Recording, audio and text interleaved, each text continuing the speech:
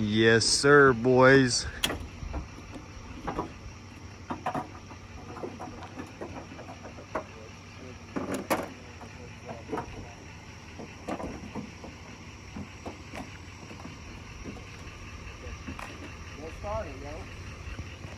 Bye, I got you.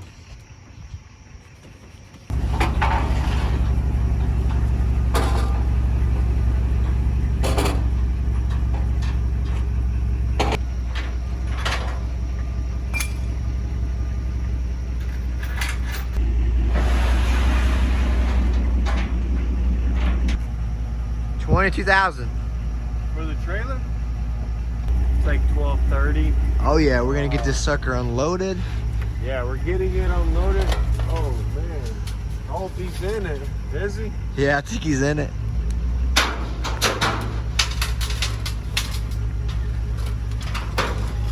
This thing is an absolute unit right here.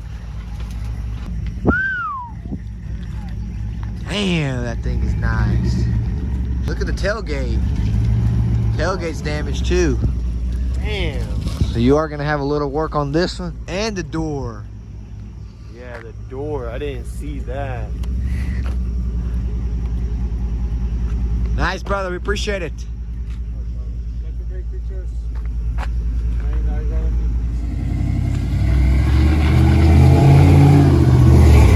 What's up, guys? Welcome back to the channel. So today we're starting on a brand new project. This right here is a 2010 GMC Sierra 1500. It is the SLT. I think that's just one trim level lower than the Denali, which is a little bit nicer than that black one we did a few months ago. It does come with a sunroof, power folding mirrors, and all leather. A few other options that are included. But anyways, I got this one from IAAI in Memphis, Tennessee, and I didn't scoop the truck up. I wanted to see what kind of prices I could get, and I threw it up on a dispatch board. Somebody picked it up for $300. It was like 330 miles one way, so it would have been like 660 miles for me. 10 hours worth of driving, not really worth it. Someone brought it to us for $300 late last night, and we are ready to start working on it. So as you can see, it's punched right here in the front. So let's go ahead and check out all the damage. It is starting to sprinkle on me. Get the truck inside and get to work on this bad boy. So here it is, boys. Pretty much got smacked in the front. We'll get to that in just a second. This right here is the better side of the truck.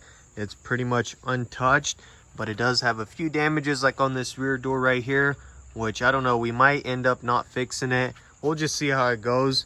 And the bed side looks good, but the tailgate's got some more damage back here. And then same deal with the bumper, which, I mean, with it being a 2010, we can always leave those damages. Those are like, you know, not even that noticeable, but pretty filthy. But luckily this one did come from Tennessee, so there's not like any type of rust on it. But look at that hack job on that exhaust. We're definitely going to throw another exhaust on it. I mean, I guess it's got a little bit of surface rust, but nothing that we can't take care of. It's got the 35-inch tires with some Boss. What are those? Boss Motorsports. I don't really dig the wheels, but we might end up jacking those off that truck for a little bit, rocking it on this one, see how it looks. It does have a few rock chips, I guess, from the wheels and stuff, but that's not a big deal. Nobody opened up this passenger door because this door is not kinked or anything.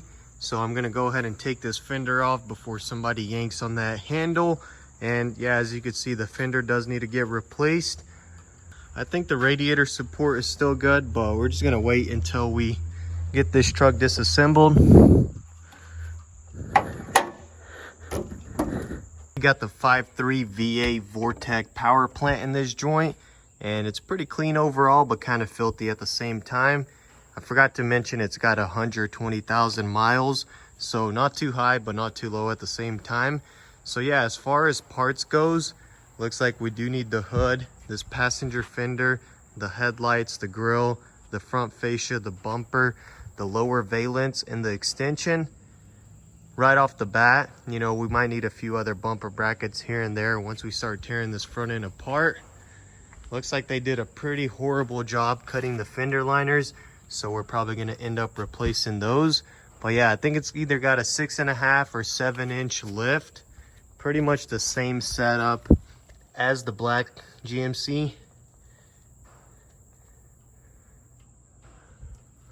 And hopefully there's not any frame damage. That's kind of the reason why I bought this truck to begin with. I wanted it to be a really quick rebuild. But yeah, I'm pretty sure the loader did this damage right here with the e-brake. He must have caught his fork in there, but that's not too big of a deal. And then like I mentioned, the exhaust is gonna need some work too. They did a hack job on that. But yeah, let's go ahead and get this truck inside. Well, first let's check out the interior. So we got the driver wheel airbag deployed. The seat belts are locked up, but that's about it as far as the SRS system goes. We got an aftermarket stereo, and like I said, 120,000 miles. It does have its wear and tear, but overall pretty clean truck, but does need a good detail. Let me know what causes that right there. Is that like cigarette smoke or? So we'll definitely need to give this truck a good detail. You got the power folding mirrors. It'd look really awesome if we get the towing mirrors like we have on that black GMC. But yeah, it's kind of hot out here, so let's get this truck turned around and get to wrenching on this bad boy.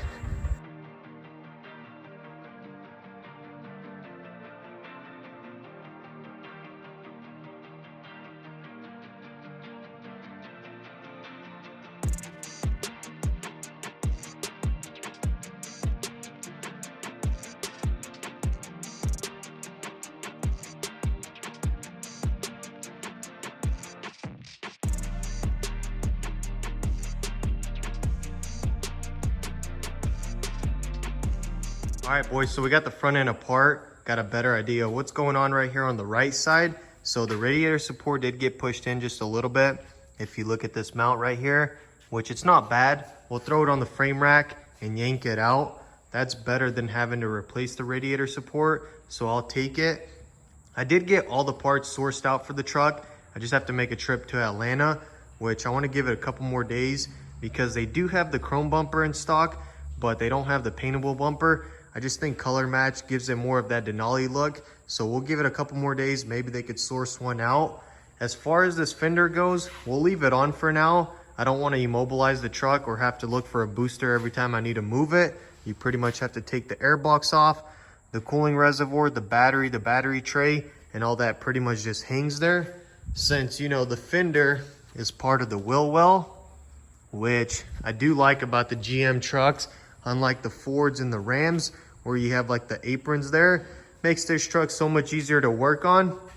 And then I guess we're also gonna replace this bracket right here. The lower tab was pushed over. I got it nice and straight, but heck, it's always better to get that replaced. And also the bumper brackets, we're gonna get all those replaced. So you have two on the frame rails, and then you have these extensions right here. We learned from doing the previous GMCs, it's always better to replace all of them because it makes aligning the bumper so much easier. I'll show you guys the brackets. So these on the left side still look like they're in pretty good shape or not bent at all. But then the right one are all sorts of mangled up here, and they're pretty cheap. I think they're like 20 bucks a piece. It's always best to just save yourself the hassle and get all of those replaced. So I guess that's pretty much all we can do on the front end for now. We're gonna go ahead and jump inside, take our seat belts and airbag module off, and get that shipped out. So the SRS module is underneath the center console, and for us to take that out, the brackets do run underneath the seats. So you basically have to take the seats out, and right now I can't really open up that passenger side door. It is right up against the fender and I don't want to kink it. So change of plans, we can't really get around to the airbags just yet. And I know I said I wasn't going to take the fender off, but I guess we have to now, just to prevent any other damage to this door, which I don't know how this fender got damaged and the door didn't get kinked, but I just got super lucky on that. But yeah, right now let's go ahead and take this fender off and just go from there.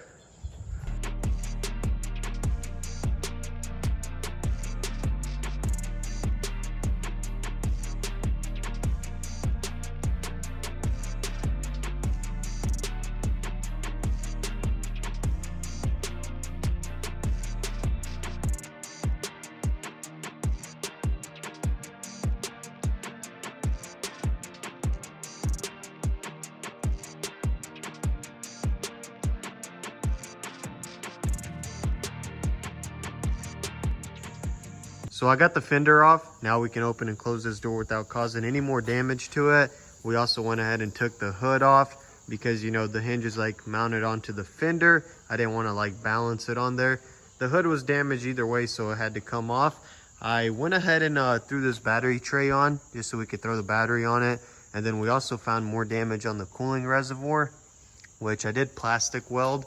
That's just for now though, so we can move the truck around without losing any more antifreeze. We're going to be getting that replaced. And then we also went ahead and welded up this rivet, which it doesn't look the prettiest, but it's going to do the trick. So yeah, that's pretty much all we could do right now. I got my mess cleaned up. All the parts are in the bed. I guess we could still try to pull that radiator support out, but we do have a truck on the rack right now. So let's go ahead and jump inside and remove these seat belts.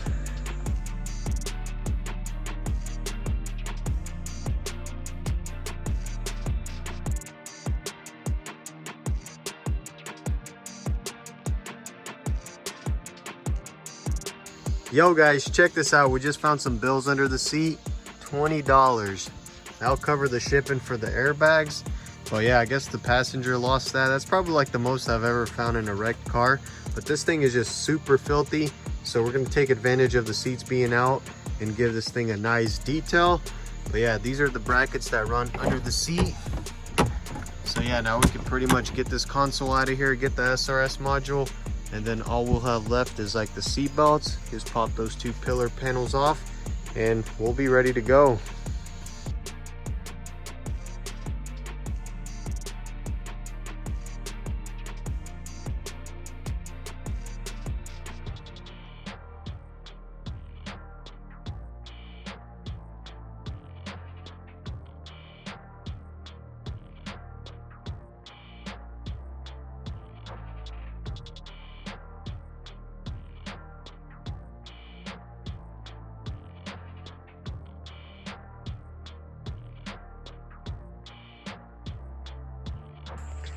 So we got the airbag module and the seat belts out. I'll go ahead and box them up and ship them out a little bit later today. And my airbags will do their magic and get that stuff restored for us. We do have the driver bag coming in. I got it on order from LKQ. They run about $100. And yeah, pretty much when the seat belts and the SRS module comes back, we could really just throw this interior all back together and that'll be that. I did give it a quick detail. I couldn't really get this spot out right here. This is what I've used and it really did brighten up the carpet. And I mean, check out that center console. Sheesh, that thing is looking brand new.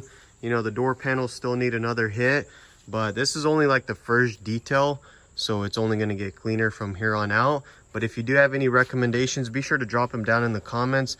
I love getting tips and stuff like that from all of you. But yeah, we're also going to throw all-weather floor mats in here, so that'll really complete it. But yeah, super excited to get this interior all back together. That's a wrap for this episode. That's pretty much all we could do as of right now. So stay tuned for part 2, where all the parts are going to come in and all we have to do is paint the fender, the hood, the front fascia, and if we do get a color matched bumper, and then we can start piecing this truck together. So if you did enjoy this episode, be sure to drop a like on it. And if you're new on the channel and you like what you see, be sure to subscribe and give us a follow on Instagram at DannyTV. Drop any suggestions you have down below. Thanks for tuning in. I'll catch you guys in the next one.